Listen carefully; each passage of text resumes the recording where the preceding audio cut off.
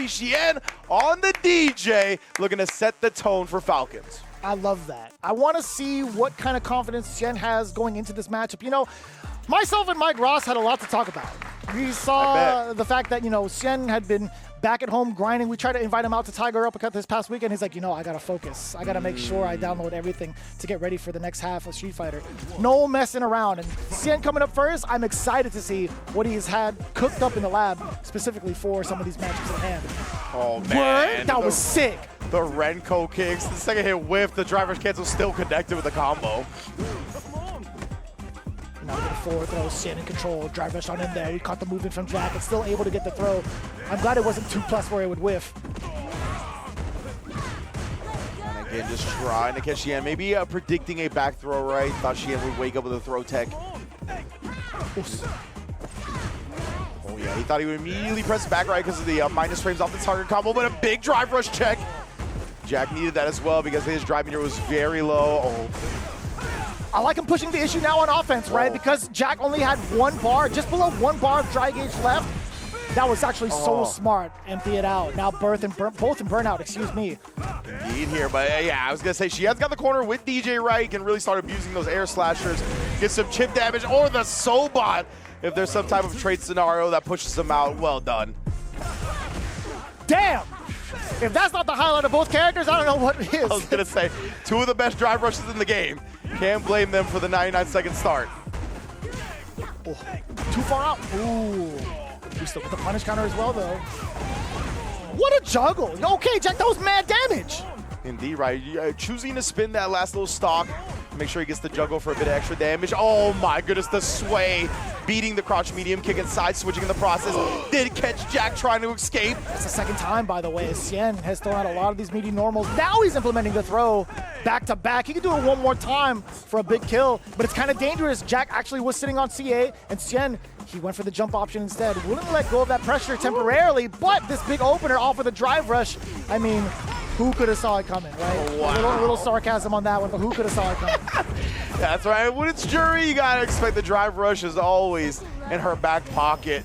But JAK, he did it in that crouch medium kick. That's another thing about her, is that she's got a very far-ranging crouch medium kick.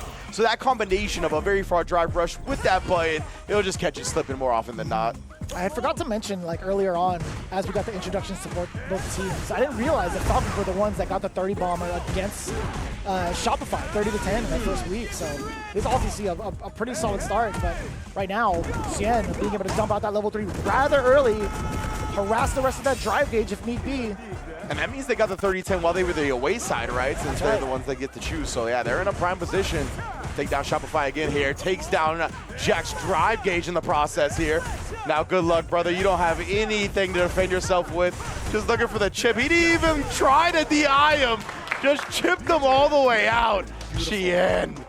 Yeah, when you have the checkmate scenario, the scientist is going to be able to utilize the rest of his test results against JAK. Now, funny enough, JAK definitely had a little bit of drive gauge left to possibly implement a drive reversal to prevent himself from getting burnt out while being under pressure. Yeah. But that didn't come out, and as soon as Xian got the go-ahead, he's like, all right, well, all I got to do is just make sure my strings are airtight and chip them away. Yeah, we see players utilize that strategy a lot nowadays, where it's like, okay, it's inevitable that I'm going to get burnt out, so rather than like, either I'm already in a true block string where it's going to burn me out, or I'm in this scenario where I can bet like on a DI or a parry or something like that, right? And now players are just tending to not do that instead, rather than try to not spin the meter on a bet with parry and DI. Just drive reversal them off so you can get some space. We'll see if that adjustment is going to be made if that scenario comes out again. But you're starting to see what the objectives are for Xian, particularly in the corner against JAK, right? He's starting to put the layers on with the meaties first, and then start to throw in a lot of the throws, a lot of the potential shimmies that could be. And he's very cognizant of what meter you have as your character is sitting there taking all of this pressure. So we'll see if that situation comes out. Now, instead of drive rushing on in, they both walk up to each other instead. What is happening? Yeah, both walk up with the button press. JAK just beat him by a frame or two. But Xian, he got that back throw, the little headsy right there, blowing up JAK's delayed option. Oh, punish counter all the way in. Yeah, I'm surprised JAK was still able to check that drive rush. I wonder what Xian was doing afterwards. Just thought the punish counter would allow him to get in. You do get a little bit out of that too, off of that standing medium kick, but either way, Xian let go of that offensive pressure temporarily. Jack's still in a lot of trouble. A single heal will do it. Ooh, what a punish counter. Wow. And then it caught him reaching. Xian, he wouldn't have died to a throw, but he teched anyway. And now he's going to be the one that's dying for it, JAK. What a clutch out right there. Probably one of those situations where Xian, he's like, you're obviously going to throw because you don't think I'm going to just like throw tech, right? Because I died to a combo, but no. He was ready for it regardless. Set it up nice and easy for him to get that first round. Oos. Interaction, I think, much more in favor of JAK. Oos, give me that startup. That Soba kick just getting rid of whatever it is that JAK wanted to do. And then Xian, a little bit of jab after the funky slicer. What? How is he so ready from that close of a range? Feng Shui now. We know what we want. We want that drive gauge. Oh, we'll get it out of Xian's own volition. Yeah, he ended up looking for a parry to try and preserve the rest of that. Got his backdash clipped right there. Thought a fireball was going to come, so it looked like he tried to go there. But I don't know if that works against Juri's. Oh, nice job, level 3. Yeah, I don't know if that low profiles or it's actually projectile invul. I forget. But either way, Xian, he's going to get his drive meter back now. JAK has no meter whatsoever, so the DI is guaranteed. And Xian is going to put himself one round away from putting the first game on the board for Falcons. Damn, son. Xian calculating all the possibilities quite well. The startup actually getting blown up. That's sunset here? Something like that. Getting blown up. Sunrise? Sunrise? I think it's sunrise. Because it goes up like a sunrise. Yeah. True.